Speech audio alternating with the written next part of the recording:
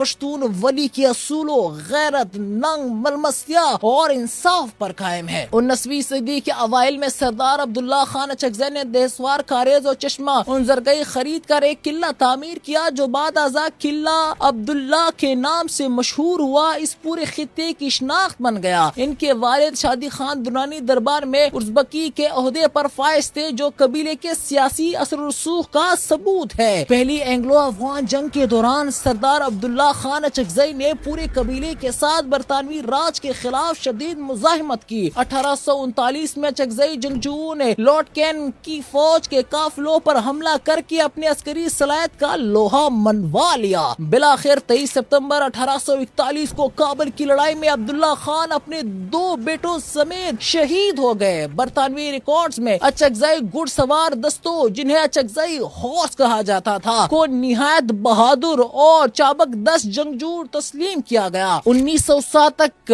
قلعہ عبداللہ کی آبادی تقریباً 344 نفوس پر مشتمل تھی اور یہ علاقہ زرعی، باغبانی اور تجارتی مرکز بن چکا تھا، جس کی معیشت کاریز کی نظام اور قندھار کوئٹہ تجارتی روابط سے جڑی ہوئی تھی۔ جدید دور میں بھی اچکزئی قبیلہ سیاسی، عسکری، سماجی، صحافتی اور جمہوری جدوجہد میں نمایاں کردار ادا کرتا رہا ہے۔